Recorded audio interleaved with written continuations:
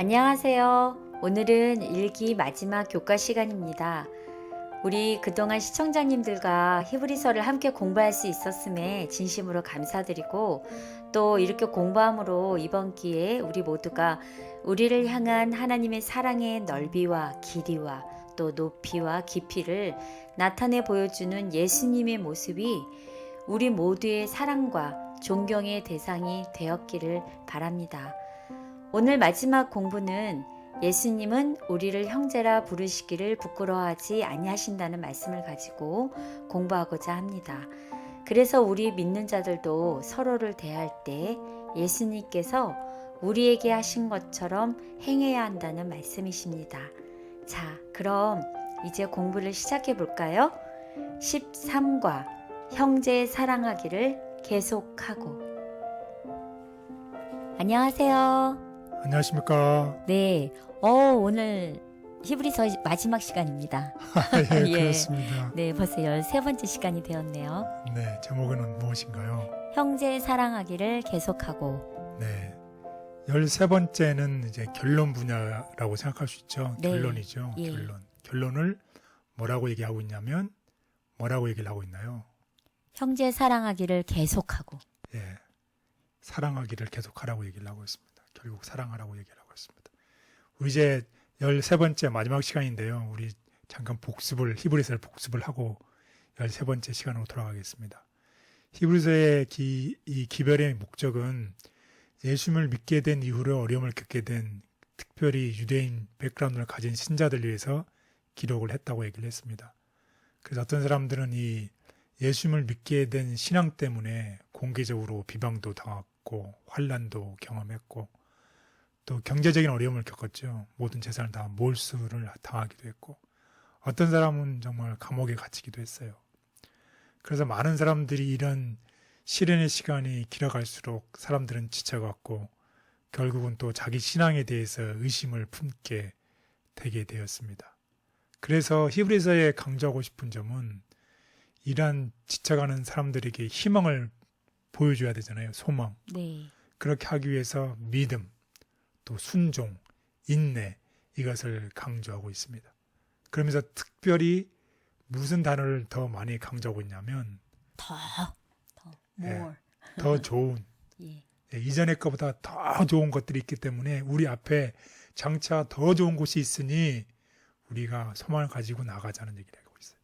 그래서 우리가 지상에 있는 저지사장보다 더 좋은 우리 하늘에 계신 우리 예수님 제사장을 얘기했고 또 지난번보다 세단약보다 더 좋은 언약에 대해서 얘기를 하고 있고 또 하늘을 향한 더 좋은 약속, 더 크고 온전한 장막, 더 좋은 재물 대신 예수님, 더 좋은 부활 이런 것을 강조하고 있습니다. 그래서 히브리서의 기별은 진리를 받아들일 때 그 열정이 있었죠. 정말 예수님을 받아들일 때 얼마나 기뻐요. 그런데 예수님을 섬길 때 어려움이 닥쳐오고 그게 길어질수록 사람들에게 길을 버리고 싶은 유혹이 생길 때에 어떤 기별인가요? 끝까지 충성. 예, 끝까지 충성하라는 것입니다. 왜 우리에게 더 좋은 본향, 더 좋은 제사장, 더 좋은 약속이 있기 때문에 지금 우리가 여기서 돌아서면 그것을 다 잃어버리잖아요. 네. 그래서 인내하면서 더 좋은 본향, 더 좋은 예수님을, 더 좋은 제사장이 계신, 더 좋은 왕이 되신 우리 예수님을 바라보라고 권면하고 있습니다. 예, 그래서 이번 주 마지막 13장이죠. 히브리서는 13장까지 되어 있는데 오늘 13과 13장을 공부할 차례가 되겠습니다. 그 13장에 우리 한번 전개를 한번 보도록 하겠습니다. 첫 번째는 손님을 대접하라는 권면으로 시작됩니다. 그리고 두 번째는 신앙 때문에 갇힌 자들, 신앙 때문에 학대받는 자들을 방문하고 도와주라. 마치 내일처럼 찾아가서 그들을 도와주라고 얘기를 하고 있습니다. 그리고 또한 경고도 있습니다. 결혼을 귀히 여기라는 것입니다. 음행을 피하라는 얘기를 하고 있습니다. 그리고 특별히 탐심, 자기 자신만의 욕심을 채우는 그런 탐심을 피하라고 강하게 경고하고 있습니다. 이것은 오늘 마지막 시대를 살아가는 우리들에게도 똑같이 적용이 되는 것입니다. 음행과 탐심을 피하라고 선지자는 우리에게 경고하고 있습니다. 그리고 교회 지도자들을 기억하고 순종하는 일. 우리를 맨 처음에 신앙을 가르쳤던 지도자들을 기억하고 순종해라. 그리고 이 기록한 기자를 위해서 기도하는 일을 하라고 권면하고 있습니다. 따라서 히브리서 기자가 강조하고 싶은 점은 결국은 뭐입니까? 서로 사랑하자. 예, 서로 사랑하자입니다. 우리 다 같이 이 귀한 권면을 한번 보도록 하겠습니다. 성령께서 강림하신 후 성도들과의 달콤한 교제를 만끽했다. 그들은 친절하고 사려 깊고 극기하였으며 진리를 위해서는 어떠한 희생도 마다하지 않았다. 날마다 서로 교제하는 중에 그들은 그리스도께서 그들에게 명하신 사랑을 나타내었다. 그러나 차츰차츰 변화가 일어났다. 신자들은 다른 사람들의 결점을 보기 시작하였다. 실수들을 곰곰이 생각하고 불친절한 비평의 여지를 주어 그들은 구주와 그분의 사랑을 잊어버렸다. 그들은 외적 의식에 관하여 더욱 엄격하고 신앙의 실천보다는 교리에 관하여 더욱 까다롭게 되었다. 다른 사람들을 정죄하려는 열심으로 그들은 자신들의 과오를 보지 못하였다. 교회 내에서 우애가 감퇴되고 있다는 사실을 깨달은 요한은 신도들에게 이 사랑의 계속적인 필요를 역설하였다. 교회에 보내는 그의 편지들에는 이 사상이 가득 차 있다. 그는 다음과 같이 편지하였다. 사랑하는 자들아, 우리가 서로 사랑하자. 사랑은 하나님께 속한 것이니 사랑하는 자마다 하나님께로 나서 하나님을 알고 사랑하지 아니하는 자는 하나님을 알지 못하나니 이는 하나님은 사랑이심이라. 하나님의 사랑이 우리에게 이렇게 나타난 바 되었으니 하나님이 자기의 독생자를 세상에 보내심은 저로 말미암아 우리를 살리려 하심이니라. 사랑은 여기 있으니 우리가 하나님을 사랑한 것이 아니요 오직 하나님이 우리를 사랑하사 우리 죄를 위하여 화목제로 그 아들을 보내셨음이니라. 사랑하는 자들아, 하나님이 이같이 우리를 사랑하셨은즉 우리도 서로 사랑하는 것이 마땅하도다. 네, 감사합니다. 이 기별은 오늘 마지막 살아가는 우리에게도 똑같습니다.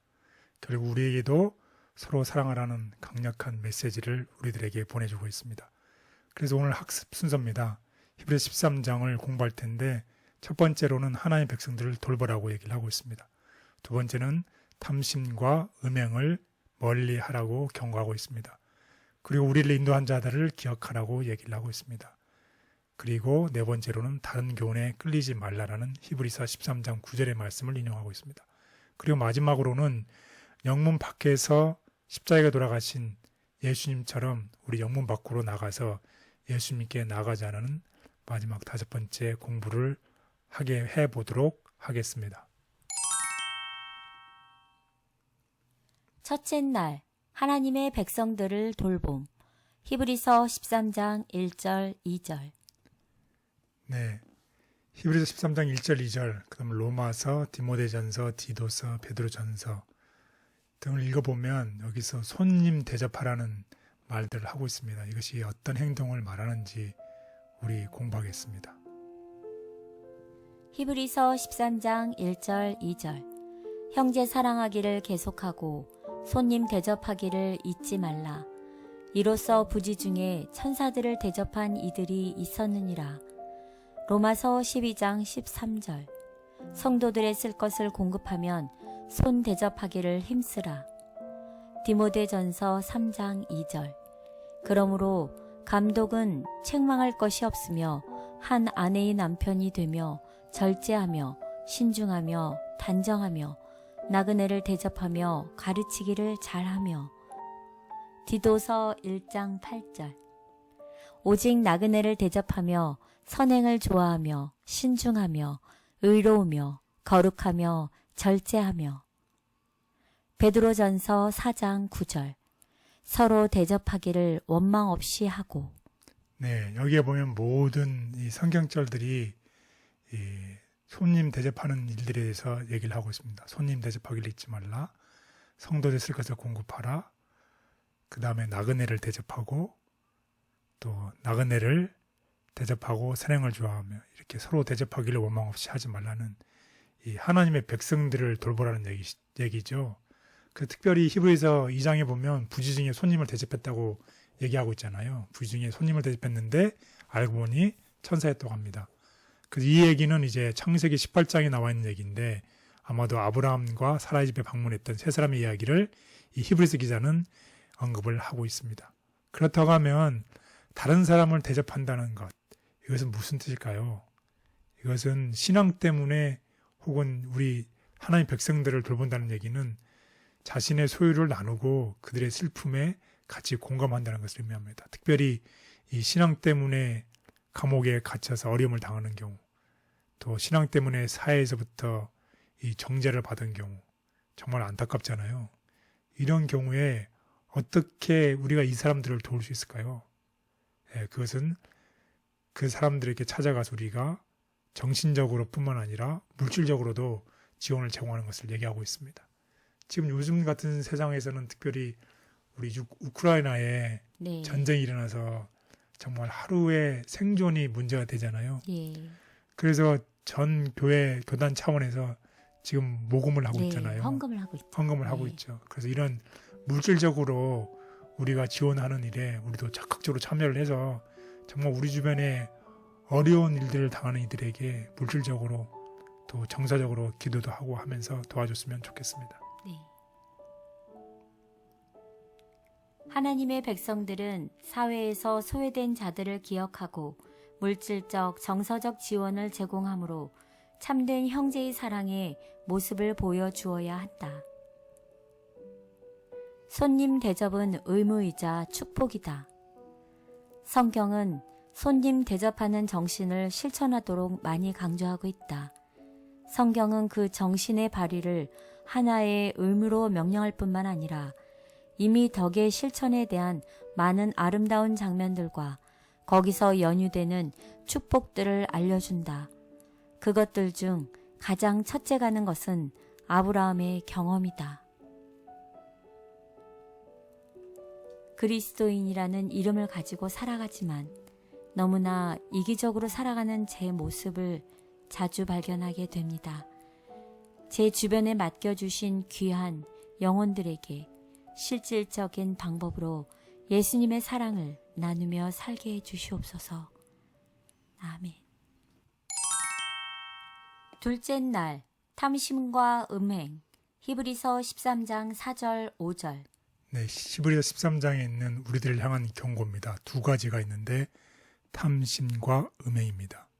그래서 히브리서 13장 4절 5절에 또 누가복음, 고린도전서, 에베소서, 고린도서 등을 읽어보고 여기에서 두 가지 악이 성경에 나타나고 있는데 그게 무엇이었나요? 탐심, 음행. 네, 탐심과 음행 이 두 가지 악이었습니다. 여기에 대해서 공부해 보도록 하겠습니다. 히브리서 13장 4절 5절. 모든 사람은 결혼을 귀히 여기고 침소를 더럽히지 않게 하라. 음행하는 자들과 간음하는 자들을 하나님이 심판하시리라. 돈을 사랑하지 말고 있는 바를 족한 줄로 알라. 그가 친히 말씀하시기를 내가 결코 너희를 버리지 아니하고 너희를 떠나지 아니하리라 하셨느니라. 고린도전서 5장 1절.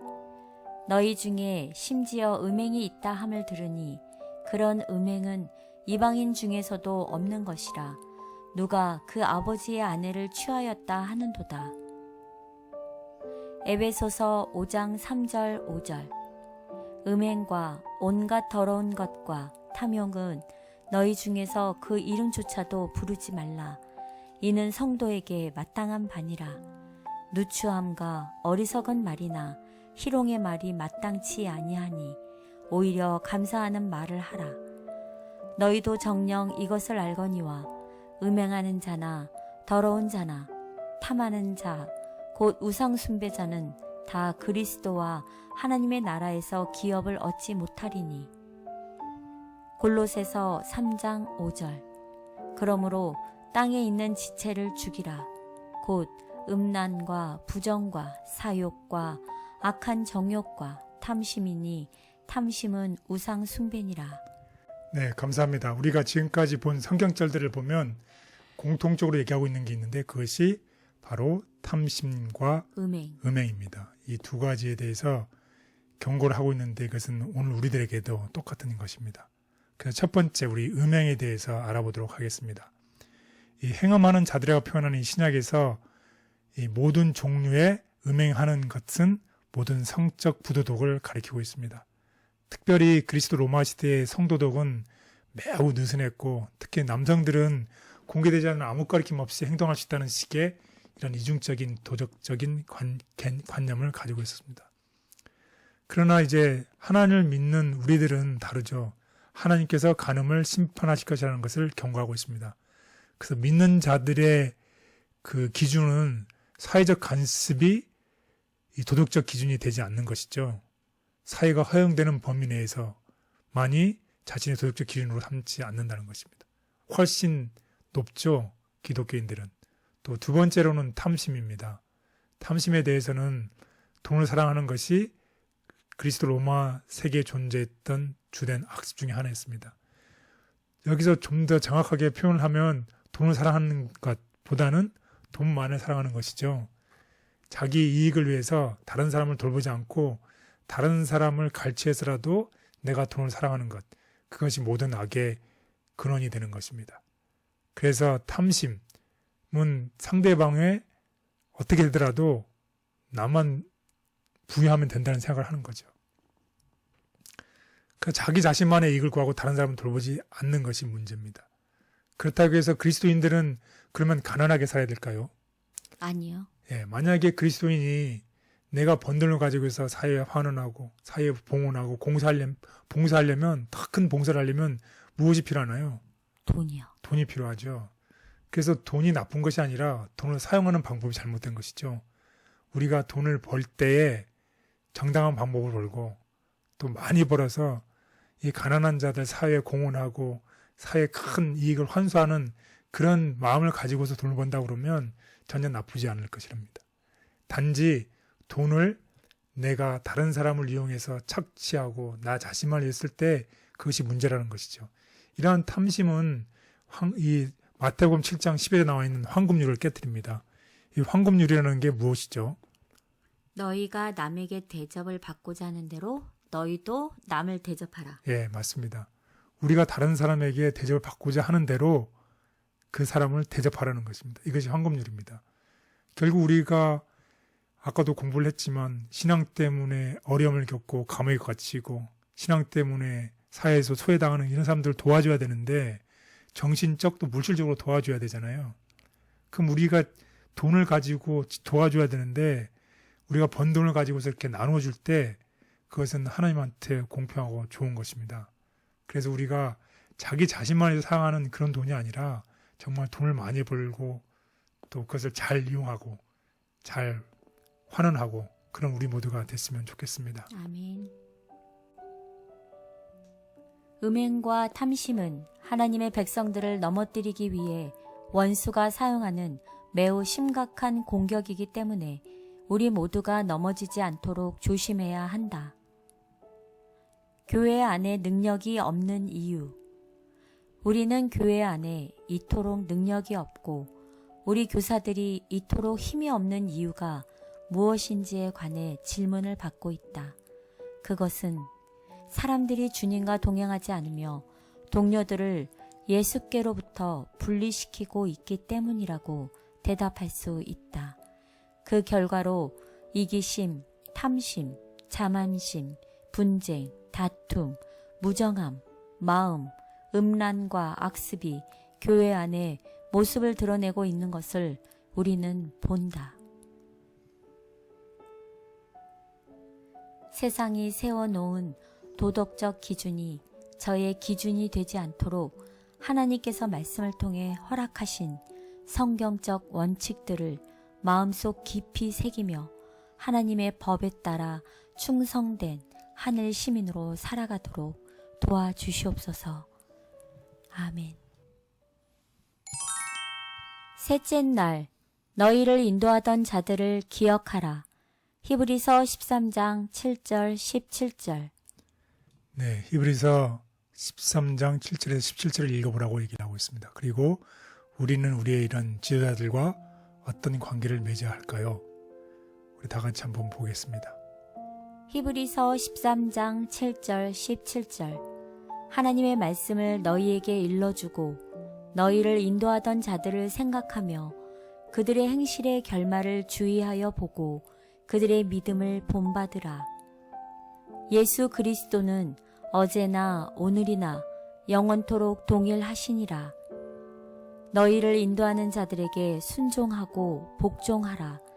그들은 너희 영혼을 위하여 경성하기를 자신들이 청산할 자인 것 같이 하느니라. 그들로 하여금 즐거움으로 이것을 하게 하고 근심으로 하게 하지 말라.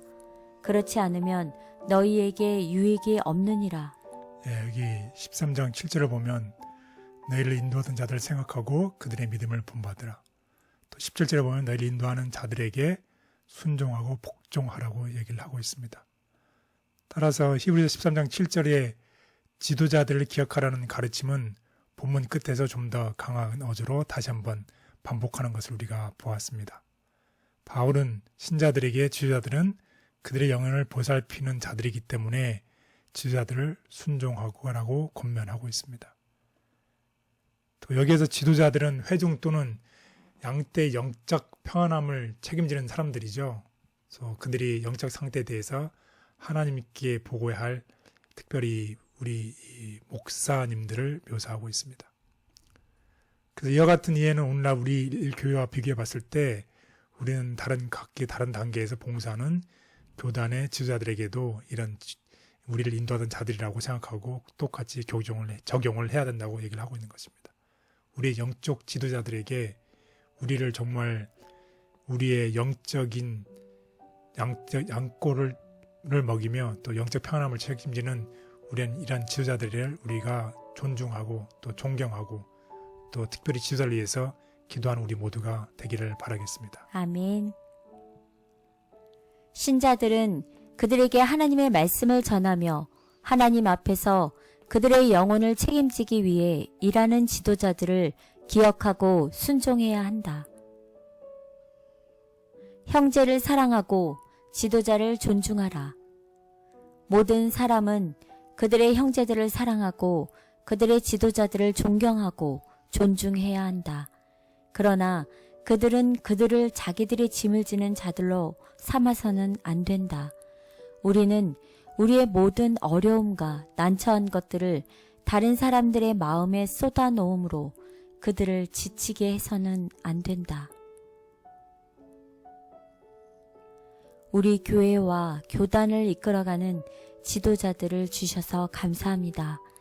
하나님께서 허락하신 지도자들과 성도들이 서로 신뢰하며 맡겨진 사명을 끝까지 감당할 수 있도록 모두에게 약속된 주의 영을 풍성히 부어주시옵소서. 아멘. 넷째 날, 다른 교훈에 끌리지 말라. 히브리서 13장 9절. 네, 히브리서 13장 9절 또 히브리서 6장 19절 20절을 비교해 봤을 때 하나님의 은혜는 어떻게 주어지는 것인가요? 또 우리의 마음은 어떻게 굳어지는 건가요? 하나님의 은혜는 우리가 어떻게 주어지나요? 우리의 힘으로 혹은 우리의 노력으로 우리가 어떤 큰 일을 함으로 은혜가 우리에게 주어지나요? 아니요. 거기에 대해서 공부를 하겠습니다.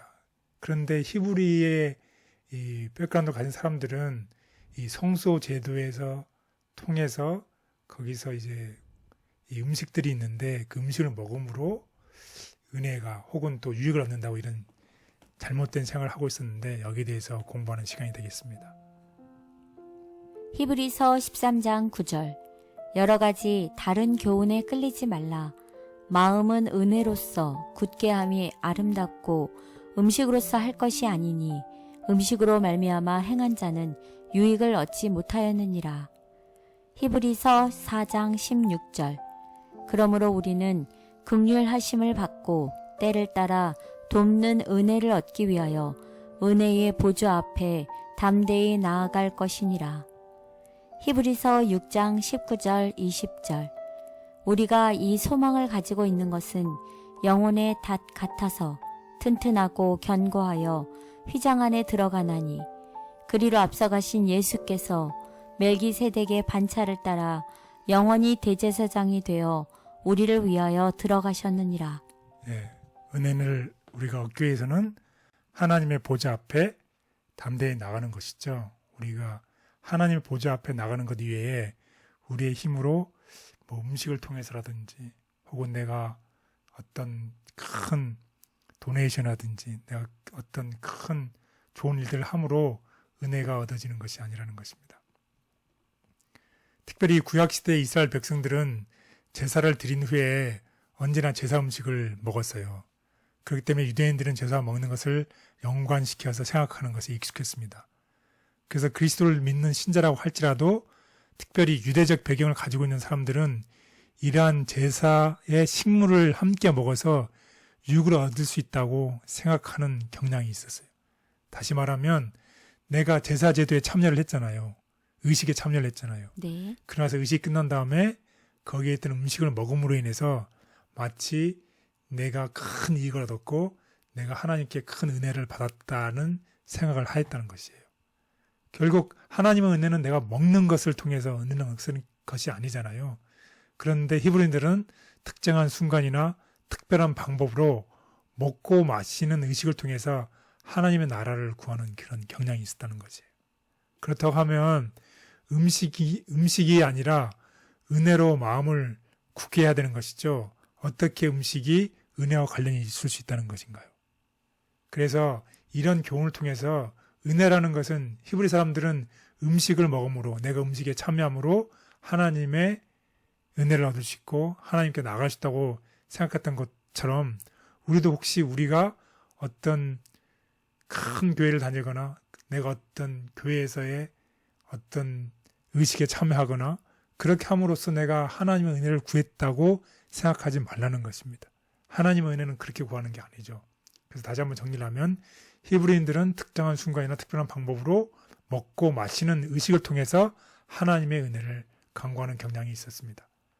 은혜는 이와 같은 음식을 통해서 주어지는 것이 아닙니다. 은혜는 오직 예수 그리스도의 희생과 대장으로서의 중보를 통해서 이루어지는 것입니다. 그렇기 때문에 우리는 어떻게 해야 되나요? 담대히 이 은혜를 얻기 위해서 하나님의 보좌로 나가야 되는 것입니다. 그렇다고 하면 하나님의 보좌를 얻기 위해서 하나님의 은혜를 얻기 위해서 하나님의 보좌로 나가야 된다고 그랬잖아요. 그래서 히브리서 6장 19절에 나와 있는 것처럼 예수님을 통해 우리에게 전해진 이 은혜는 하나님의 보좌에 단단하게 메인 튼튼하고 견고한 닻이라는 것입니다. 우리가 이 간구하는 이 은혜는 이 견고하고 튼튼한 닷 같은 것입니다.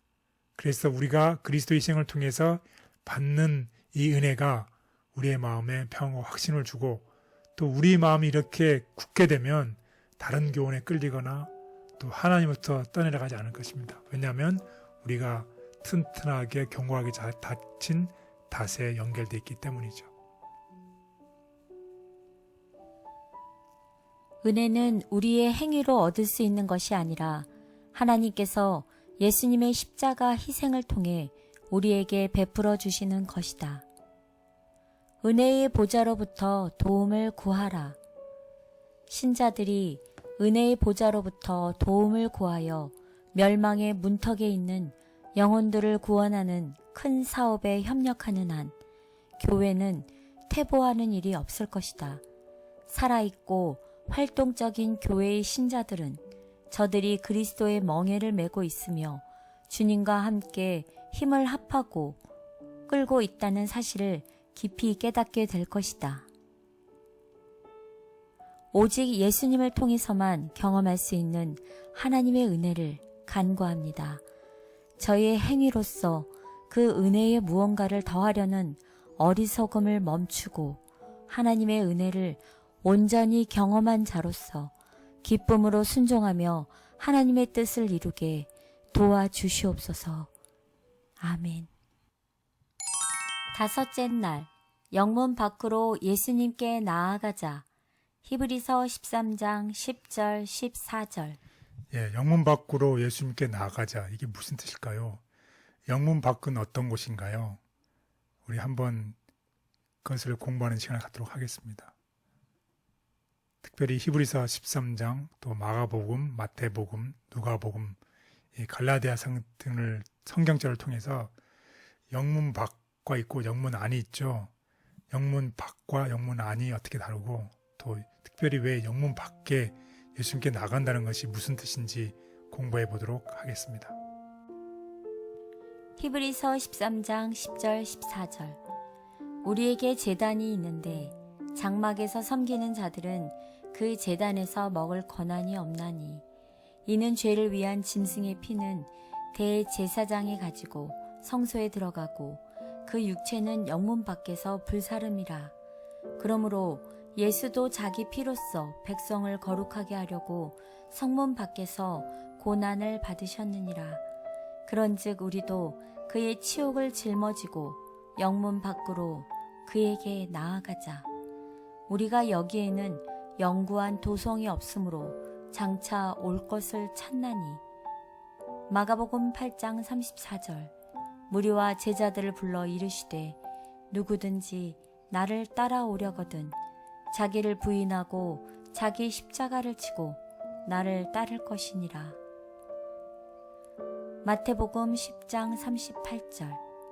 또 자기 십자가를 지고 나를 따르지 않는 자도 내게 합당하지 아니하리라. 누가복음 14장 27절. 누구든지 자기 십자가를 지고 나를 따르지 않는 자도 능히 내 제자가 되지 못하리라. 갈라디아서 2장 20절. 내가 그리스도와 함께 십자가에 못 박혔나니 그런즉 이제는 내가 사는 것이 아니요 오직 내 안에 그리스도께서 사시는 것이라. 이제 내가 육체 가운데 사는 것은 나를 사랑하사 나를 위하여 자기 자신을 버리신 하나님의 아들을 믿는 믿음 안에서 사는 것이라. 네, 감사합니다. 이 영문 밖에서 결국 어떤 일이 일어났나요? 영문 밖에서 예수님께서 십자가에 돌아가셨어요.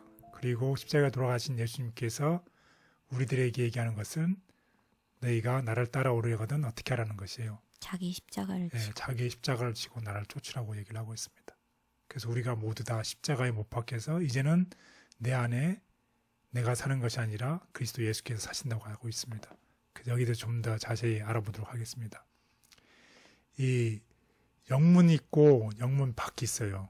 영문 안은 정말로 모든 사람이 안전하고 거룩하게 살 수 있는 그런 곳이 영문 안이라고 한다면 이 더럽고 부다덕한 비열한 모든 것은 영문 밖으로 쫓아내는 것입니다. 예를 들어서 문둥병자가 진영 안으로 들어올 수 있나요? 아니요. 예, 진영 안에 못 들어와요. 부정하기 때문에. 네. 그래서 영문 밖으로 쫓겨나는 것이죠. 그래서 일부 희생에 남은 음식들, 폐기물들, 문둥병자들, 더러운 것들은 다 영문 밖으로 쫓아냈습니다. 여기서 영문 밖에 쫓아내는 건 정말로 수치스러운 일이죠. 정말 부끄러운 일이었습니다.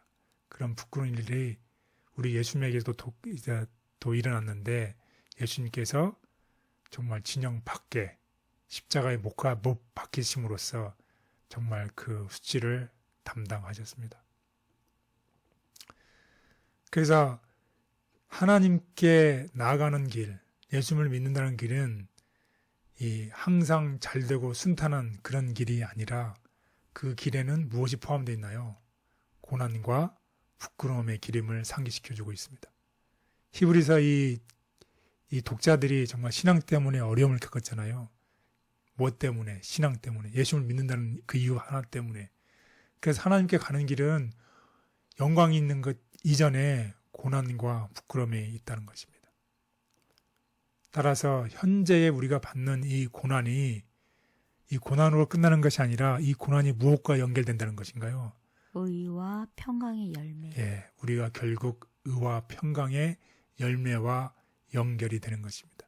이 열매를 맺기 위해서 이 고난이 필요하고 이 훈련이 필요하다는 것입니다.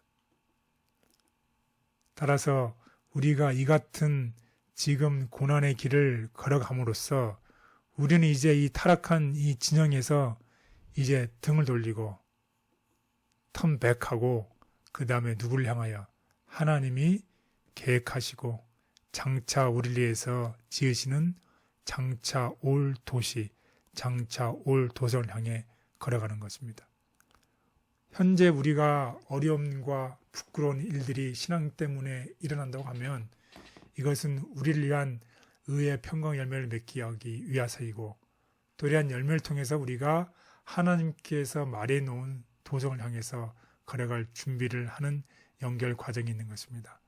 우리 모두가 오늘 이 기별들을 통해서 우리가 영문 밖에 있는 예수님께 나아가서 우리 자신을 준비하고 또 예수님의 십자가를 지고 또 그렇게 함으로써 우리가 성령의 열매를 맺고 그렇게 함으로 우리가 결국에는 하나님께서 우리에서 마련해 놓은 장차 올 도성 하늘 예루살렘에 모두 다 참여하는 저와 여러분이 되기를 간절히 바라겠습니다. 아멘.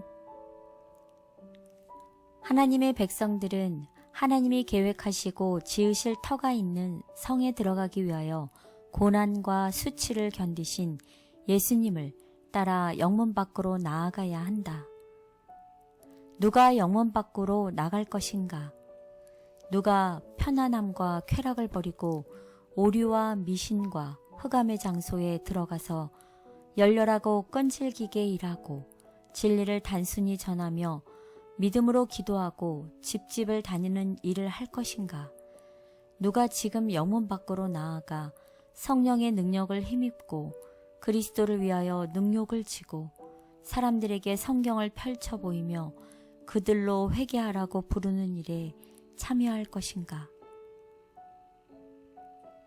이 땅에서 그리스도인으로 살면서 그저 편하고 안락한 삶을 추구하는 것이 아니라 하나님의 뜻에 순종하기 위해 필요하다면 예수님처럼 고난과 수치의 길을 걸을 수 있는 담대한 믿음을 허락해 주시옵소서. 아멘. 네, 오늘의 공부를 요약해 보겠습니다. 요점 1. 예수님의 재림을 간절히 사모하며 살아가는 참된 그리스도인들은 실제적인 삶의 모습을 통해 그 소망을 드러내 보여야 합니다. 요점 2. 형제를 사랑하고 손님 대접하기를 즐거워하며 음행과 탐심을 멀리하고 지도자들을 기억하고 순종할 뿐 아니라 예수님께서 걸어가신 고난의 길을 걸을 준비가 되어 있어야 합니다. 요점 3. 이것이 바로 하나님의 은혜를 경험한 성도들의 삶의 모습입니다. 네, 감사합니다. 오늘 히브리서 전체를 이제 마치면서 히브리서 기자는 우리들에게 형제를 사랑하라고 얘기하고 있습니다. 서로 사랑하라고 얘기하고 있습니다. 이제 우리가 사랑이 식어지고 서로의 단점들이 보이기 시작하는 이 시대에 사도는 우리에게 권면합니다. 서로 사랑하라고 합니다. 그리고 예수님을 향해서 예수님께서 걸어가신 그 고난의 길을 따라서 걸으라고 얘기를 하고 있습니다. 우리가 예수님께 나아가기 위해서 때로는 우리가 이런 고난이 필요한 것은 우리가 의의 평강 열매를 맺기 위함이고 또 하나님께서 말해놓은 도성에 들어가기 위함입니다. 우리에게 어떤 상황이 주어지든지 간에 우리가 항상 기뻐하고 쉬지 않고 기도하고 범사에 감사하고 늘 서로 사랑함으로 인해서 우리가 당하는 경험을 당하는 고난을 쉽게 잊어버리고 나아가는 우리 모두가 되기를 간절히 바랍니다. 아멘. 우리 교사님 오늘로써 이렇게 13번째 시간을 마치게 됐네요. 그렇습니다. 여러분 같이 공부하느라고 수고하셨고 우리가 이 마지막 시대에 모이기를 편 어떤 사람들이 하는 것 같이 하지 말고 우리가 더욱 열심을 내서 하나님의 은혜 앞으로 담대히 나가서 은혜를 얻고 우리가 힘을 얻는 우리 모두가 됐으면 좋겠습니다. 네, 우리 성도님들 건강하시고 또 다음 주에는 우리 새로운 교과책을 가지고 또 여러분들과 함께 공부하게 되겠습니다. 우리 잠깐 창세기를 공부하게 되겠죠? 네, 그렇습니다. 예, 모두 건강하시고 다음 주에 다시 찾아뵙겠습니다. 네, 건강하십시오. 감사합니다.